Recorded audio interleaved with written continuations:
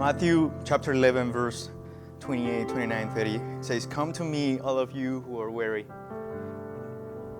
and burdened, and I will give you rest. Take my yoke upon you and learn from me, for I am gentle and humble in heart, and you will find rest for your souls. For my yoke is easy and my burden is light." Welcome to the sermon. Come and rest. So you are here. The verse says, "Come to me, all of you who are weary and burdened." And you are here this morning, so you came to be with Jesus. You came this morning. How are you? Okay, that's surface level answer. Can we go a little bit deeper? Anybody of you are tired? Now we're getting serious. And if anybody of you are tired of what? Come to me and I will give you rest. But if you don't know why you're tired, probably when you find rest, you will be confused because you don't know what you're tired of. Are you tired of working?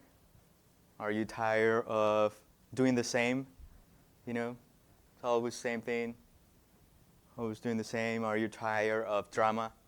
Maybe drama, work drama, school drama, family drama, friends drama. Are you tired of being in pain? I know some people here have been in pain for a long time.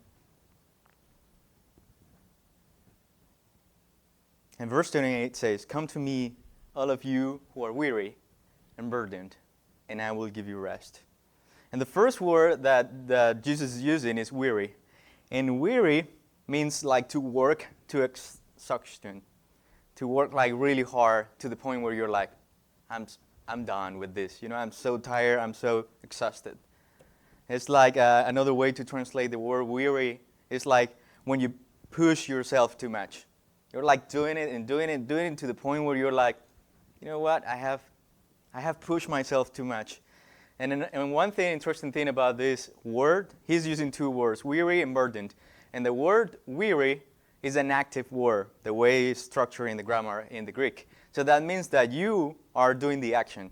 You're pushing yourself. Nobody else is doing it. Whatever the situation in the context, you're putting yourself into that situation. Maybe with reasons, maybe with no reasons, but no matter what, you are the one doing that to yourself. You're the one working so hard or pushing yourself so hard till you get to the point where you're like, I'm so tired. And the other word is burdened. And burden is like carrying heavy burdens, carrying heavy things, putting things on yourself that are too heavy for you. And the interesting thing about this word is that this word is not an active. It's a middle passive word, which means that the action is being taken by someone else and is getting on you by something or someone that is doing that action to yourself. I know the difference between these two words because when I came from Colombia, one time I said to someone, and I don't know who was the first person that I said, and I said, I'm going to cut my hair. And they say, oh, so you cut yourself your hair? And I was like, because in Spanish you say, me voy a cortar el cabello. I'm going to cut my hair. So it was translated from Spanish to English. But in English, it means that if I say I'm going to cut my hair, it means that I'm going to do it myself. You need to say, I'm going to get my haircut. Active, the first version. Passive, the second version. Weary, you're doing it to yourself. Burdened is happening to yourself. And sometimes you're feeling so tired because you're receiving that action because of the context. And maybe those things are expectations, expectations that other people are putting on you. Like you need to perform this way, you need to do this way, you need to do things in this particular way.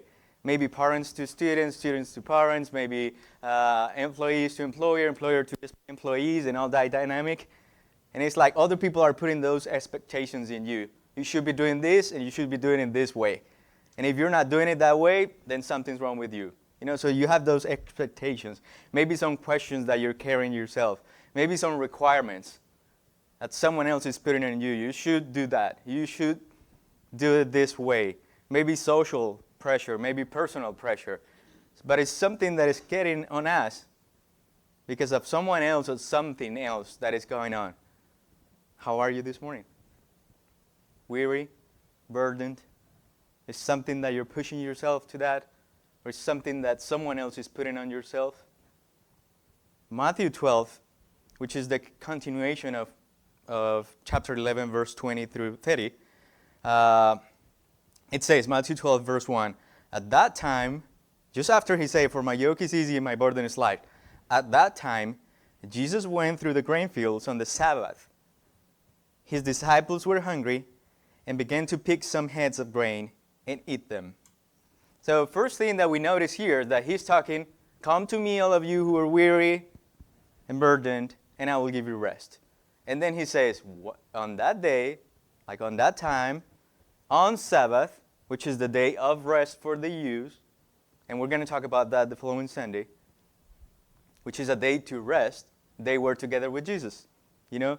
So it's like when you make a decision to be with Jesus. You know you need to rest. You know you need to be with Jesus. So it's like kind of like this situation, you know? It's a day to rest, and it's a day with Jesus, and they are with Jesus, and so they are hungry, so they eat something. At that point, everything normal, right? Day of rest with Jesus, that's basically what Jesus is asking. But then we come to verse 2. When the Pharisees saw this, they said to him, look, your disciples are doing what is unlawful on the Sabbath. So I was thinking about this scenario, and it's like when you're working so hard, you're pushing so hard, you get to the point that you feel you are so exhausted, that you are so tired, and you say, you know what, I'm going to rest. And then verse 2 comes. And it's like when you decide to rest, and then it's like, Mommy. Have you heard that? You know? Or in my case, it's Princess. And she's like, I just sat down. You know, I'm guilty of that. It's like when you decide to rest and ring. Here we go again. You know? Or when tin, and you're like, you know, that moment where sometimes it's not easy for you to take that step to rest. But then comes, and it's a moment where like, you cannot do that. Why are you resting? We have so much to do. How are you, how in the world are you resting at this moment? But the person is so tired, you know. I can see that in Princess a lot. She's so tired all the time, and then when she sits down, it's like something in me wants to ask her to come. Because I'm carrying that rhythm of, sometimes the passive is coming from me towards her. But it's that in verse 2. The Pharisees came and they said to Jesus, is it lawful for them to do that? Because they are working on the Sabbath. And that's not supposed to be correct. You know? And the question at this point in verse 2 is, who are the Pharisees in your story? Who are the Pharisees in your story? Who are the people that when you say like, you know what, I want to have time with Jesus, boom.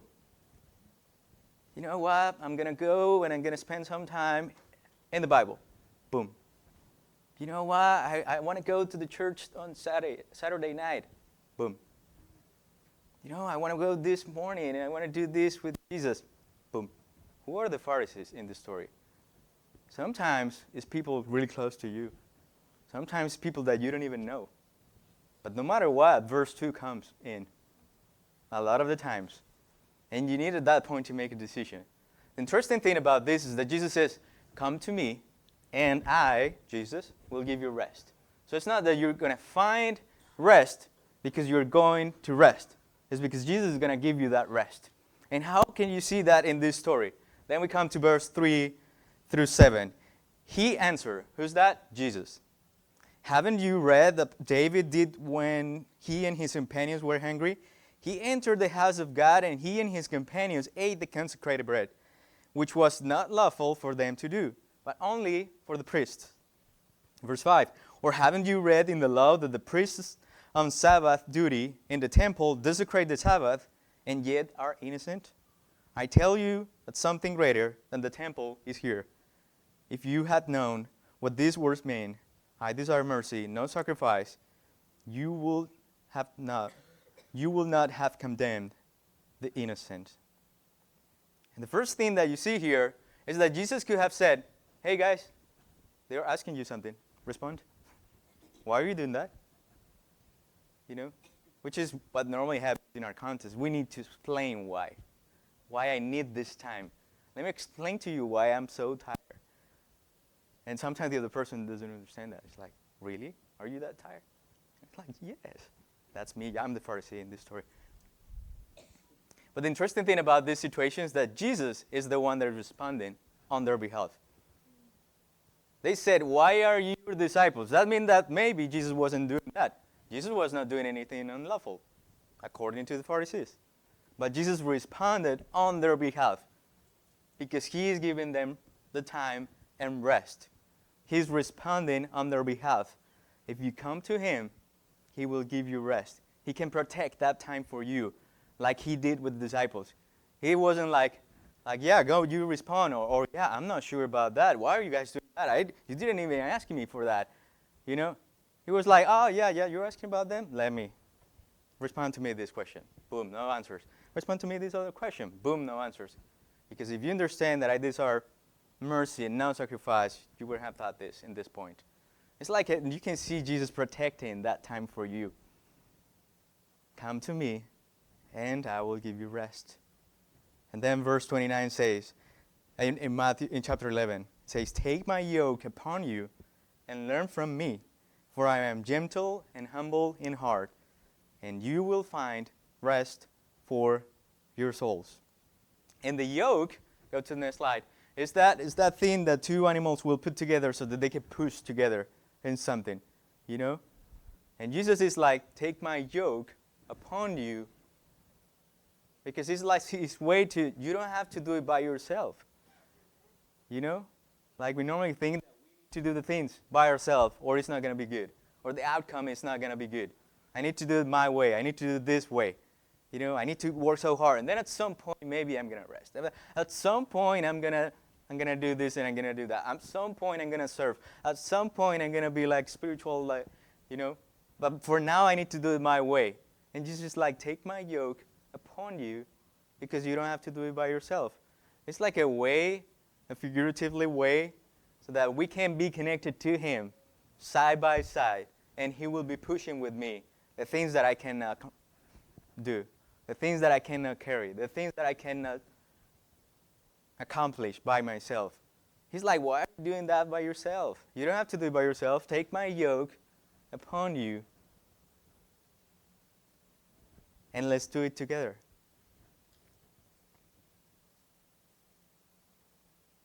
Let's push together.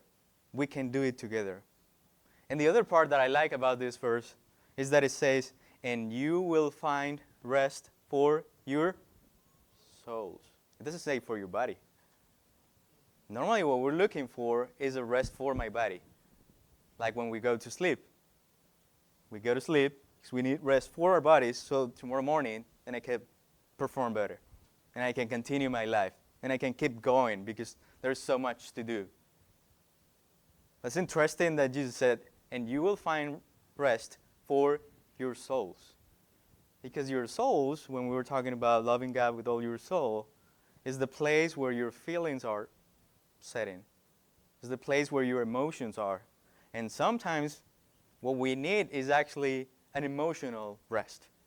Sometimes what we need is a time where my feelings can just go, and now I can feel rest.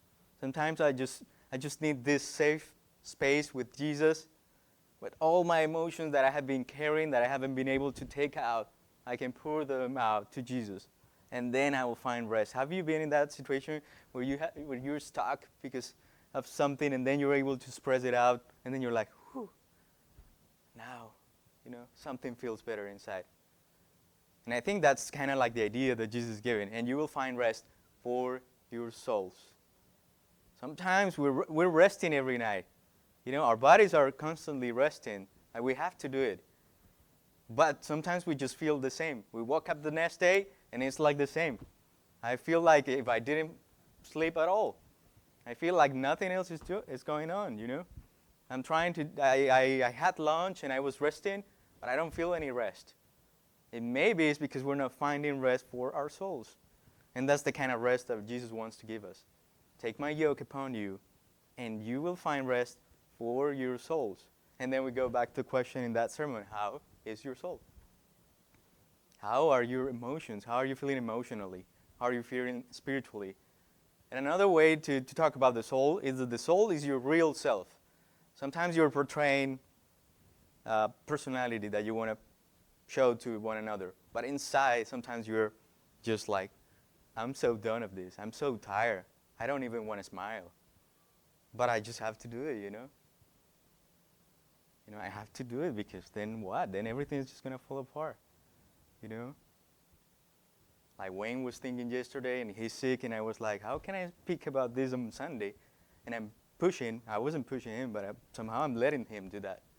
To push himself while he's sick and pretending that everything is okay because I need to perform. I need to, And I don't think he was doing something wrong. I'm just thinking about that scenario. This morning, how are you feeling? I'm tired. You need to perform. You need to keep going. You cannot be tired. Why are you tired? You're young. 23. Why are you tired? I am tired. Come to me, all of you who are weary and burdened. That means that everybody at some point can be weary and burdened. It doesn't matter who you are. It doesn't matter what you're doing. Sometimes even the people that don't work, they're so tired because it's that thing inside. Your emotions are so tired. You feel so tired with yourself. You feel so tired with the situation and everything that is going on. You don't even need to be physically working to feel exhausted. But Jesus says, come to me and I will give you rest. And you will find rest for your souls, for the real version of yourself. Because I know you. I know what you're going through. I know what you have experienced. I know how you're feeling. And I can give you rest to that level, to that deep level that no one else can give you. I can give you rest to that point. Rest that you're not going to find from one night to another morning. You're going to keep feeling tired. But I can give you rest for your souls. Then we go back to chapter 12 in verse 8. For the Son of Man is the Lord on the Sabbath. When you rest in Him, He is still Lord. When you're resting, when you're doing nothing, He is still in control. Are we okay with that? Amen. If we're resting at this point, if we say, this Sunday we're not going to do anything else, so the sermon is done, He is still King. And He's still blessing, and He's still doing something. Amen. Because He is the Lord of the day of the rest. He is Lord still while you're resting. You don't need to do something. You don't need to perform. You don't need to act the whole time. You don't need to be doing something for God to be the Lord.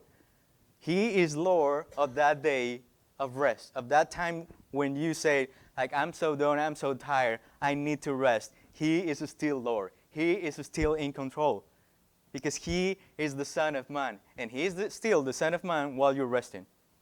He is still the Son of Man and the chosen one and the Messiah and our Savior while you're resting.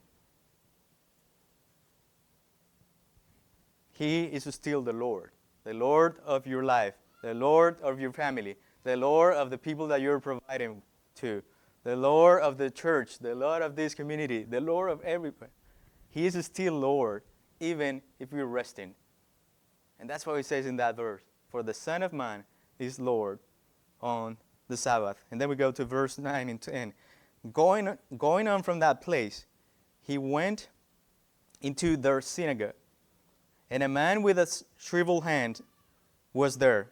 Looking for a reason to bring charges against Jesus, they asked Him, is it lawful to heal on the Sabbath? Again, Jesus it's interesting. He's so good and funny.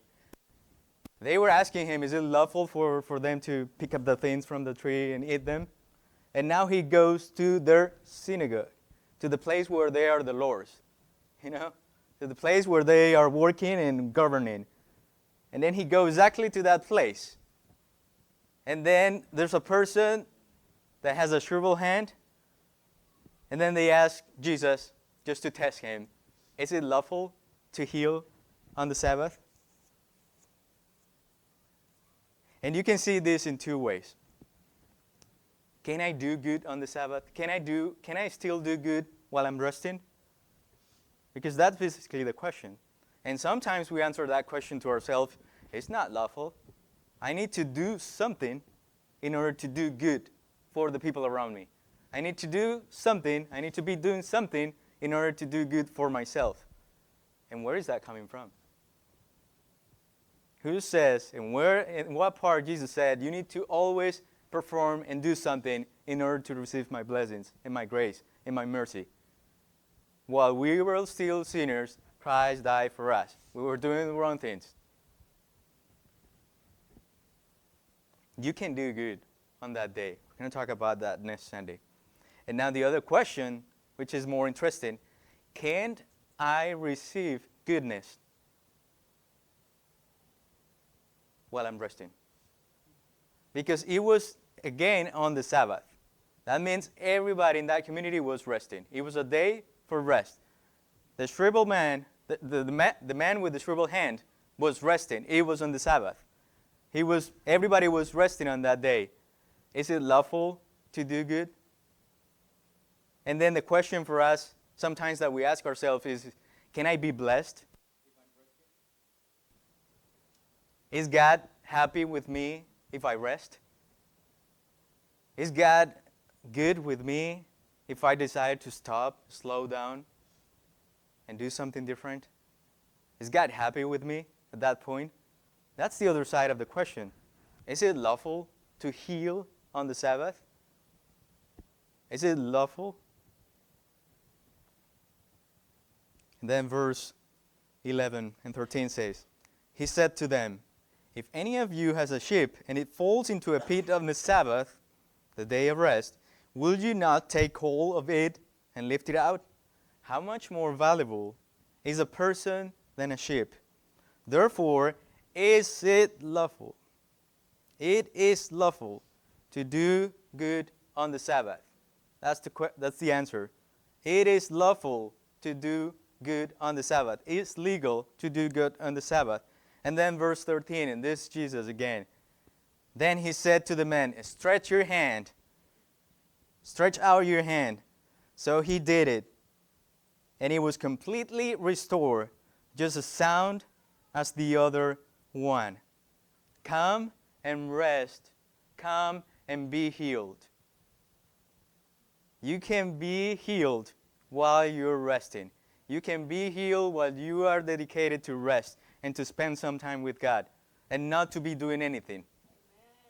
That man has something in his hand that was not able to perform with that hand. And he was in the context of a day of rest. And he was healed on that day. Sometimes we think that we need to be performing and that we need to be doing and doing and doing and doing and doing and pleasing everybody and pleasing. But you can be healed on that day too. On a day and on a time that you desire to rest and to spend time with Him. You can stretch out your hand on that day of rest and say, you know, God, my hand is broken. I am so tired. I don't know what to do. I have been sick for a long time. Can you do this good to me on this day? And He's like, stretch out your hand and it will be healed. Stretch out your hand. And that's the only thing that maybe He's asking you to do. Just stretch out your hand. You don't need to perform. You don't need to do things. Just stretch out your hand and it can be healed. It can happen on the day of rest. Come to me with your shriveled hand and I will give you rest. Come to me with your soul that is dehydrated and I will give you rest. Come to me with your broken life and I will give you rest. Stretch out your hand, He said to the man, on the day of rest. Can you show me your hand? Can you show me your hands? Stretch out your hand and I will give you rest. And I will heal you. And I will bless you. You don't need to perform. You don't need to stop to be doing things. He is Lord on that day. He is still in control. He can heal. He can do things. Even when you say, I'm tired and I need to rest. And I need to find rest for my soul. And then verse 14 and 15 says, but the Pharisees went out and plotted how they might kill Jesus. Because it wasn't a day for transformation for them. It was a regular day. Nothing happened to them. It was like, no, we still need to perform. And it's not lawful for him to do that. Let's keep performing and working in such a way that we can condemn him. Let's keep doing stuff. Nothing happened here. Just things that are not lawful. Just things that are illegal is what happened here. Because we need to be performing. We need to respect these kind of things. These kind of things cannot happen here. Let's go and work more and make him kill. And put him to death. Verse 15. Aware of this, Jesus withdrew from that place. A large crowd followed him, and he healed all who were ill. Isn't that funny? The question was, can you heal that person? He didn't even heal one person. He healed all who were ill. You don't see that every single verse. You may have like an explanation of a person that was healed, or maybe 10, or something like that. Normally it's a few people. Most of the times, one person. But on the Sabbath, on the day that we were supposed to be resting, and the day that we're not supposed to be healing happening, Jesus healed the man, and then he healed everybody. Everybody can be healed if this church decided to rest. If we say one Sunday we're not going to do anything, even at that moment, Jesus can heal. Even at that moment, things can happen. Wonderful things can happen. Blessings can flow. If we at some Sunday morning we say we're not going to do anything, we're just going to rest. It will be crazy for some people. He will be like, no, we need to put him to death, and that would be me. You know? Everybody was healed. Can you believe that? And how can I do that to this point? Just to come to some practical ideas. How can I get that? How can I get that rest? How can I get that healing?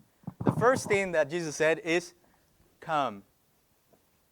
If you live like the Pharisees, probably there's no healing. Probably there's no transformation. Probably there's no rest. He says, come to me. That's the first thing that you need to do. And that can be translated into multiple ways. You can find him through the Bible. You can find him through prayer. You can find him through a moment of silence. You can find him in the nature. You can find him here. You can find him there. You can find him everywhere. You know? And whatever means for you, he says, come to me. That's the place where you need to be to find rest. No, I need to go and talk to my friends. I need to go and drink something because I need to rest. That's not the place for you to go. He says, come to me and I will give you rest. It's like if Princess says, let me go and spend some time with Danny to find rest. Please don't do it, Princess. Come to me, come to Jesus, and I will give you rest. And rest trusting that he is Lord, that he will do something even in the midst of that situation, even in that moment. He can heal, he can provide, he can bless you, he can, the family is not going to fall apart. The next day you're going to have food, he can multiply anything, The church, maybe after that Sunday, the following Sunday, 150 people, that's great. We didn't do anything. Can that happen? Oh yeah, he's Lord on that day. But of course I will be thinking, no, we should. Why did we do that? That's crazy, And another way for you to do that is to find time for you to rest. Make that decision for yourself. He's telling you, come to me. You need to make that decision because you need to be the person that makes the decision to go to him. Like this amount of time I'm going to spend with Jesus and I'm going to rest. Make that decision for yourself and you can find rest and you can find healing.